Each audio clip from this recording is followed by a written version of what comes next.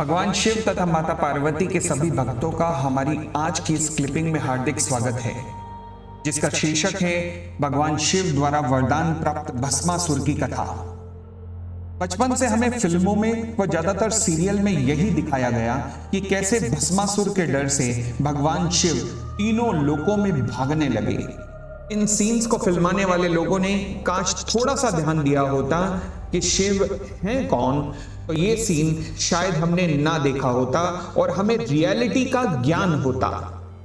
But आज हमारा प्रयास उस पूरे प्रकरण को सही तथ्यों सहित समझाने का है।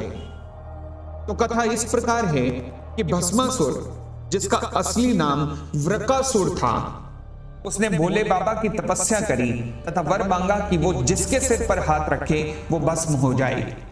शिव जी भोले तो हैं ही, परंतु वे त्रिकालदर्शी भी हैं।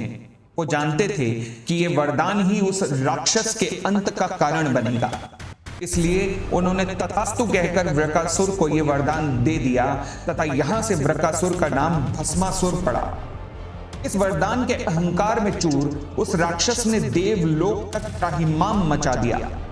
अपने इस आतंक पर आनंदित हो वो असुर भोले बाबा के पास कैलाश पर्वत पर आया तथा अपने वरदान का प्रयोग स्वयं भोले बाबा पर करने की इच्छा जताई।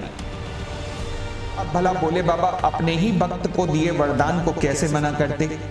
भस्मासुर की इच्छा पर भोले बाबा मुस्कुराए व आराम से अपने आसन पर विराजमान होकर भस्मासुर को अपने पास आने को कहा। उसी वक्त ब्रह्मदेव ने समय की गति को रोक दिया। फलस्वरूप भस्मासुर अपने स्थान से आगे बढ़ ही नहीं पाया। त्रिदेवों की इस लीला में अब आगमन हुआ लीलाधर अर्थात भगवान विष्णु का, जिन्होंने मोहिनी स्वरूप धारण करके उस राक्षस को अपने मोह में फंसाया तथा उसके साथ नृत्य करने की इच्छा जताई तथा इसी नृत्य को करते हुए भस्मासुर को मोहित कर दिया और उस मूर्ख राक्षस ने अपना हाथ अपने ही सिर पर रखा व भस्म हो गया। अब आपके दिमाग में कुछ प्रश्न होंगे जिनका उत्तर हम पुराणों के माध्यम से आपको देंगे। पहला प्रश्न कि भगवान शिव ने भस्मासुर का वध क्यों नहीं किया? उत्तर है कि जिस राक्षस को उन्होंने स्वयं वरदान दिया वो उसका वध स्वयं नहीं करना चाहते थे। अब अगला प्रश्न, क्या भगवान शिव भस्मासुर के कारण भागने लगे?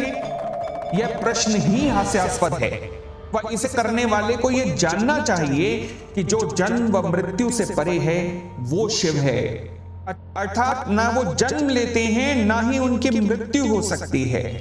वही शून्य है, वही अनंत है, वही आरंभ है, वही अंत है, वही शिव है, वही शिव है, वही शिव है। मैं ही ब्रह्म हूं,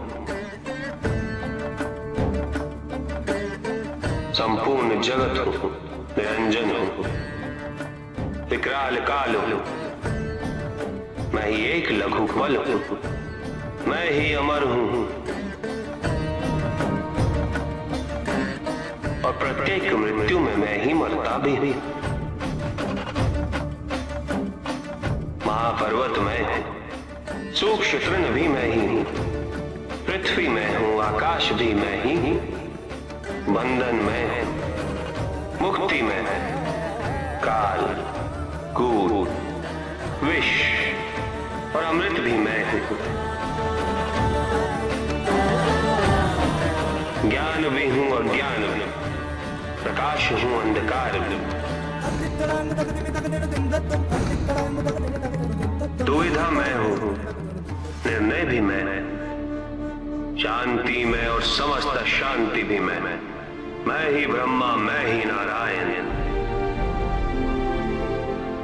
मैं महादेव हूं। मित्रों, अब अगले सप्ताह हमारी कथा का शीर्षक होगा सावन माह में शिवलिंग पर दूध क्यों चढ़ाया जाता है। आप सबसे प्रार्थना, भगवान शिव तथा माता पार्वती के इस गुणगान रूपी यज्ञ स्वरूप में आप भी अपनी आहुति जरूर दीजिए, इस क्लिपिंग को ज्यादा से ज्यादा शेयर करके। धन्यवाद।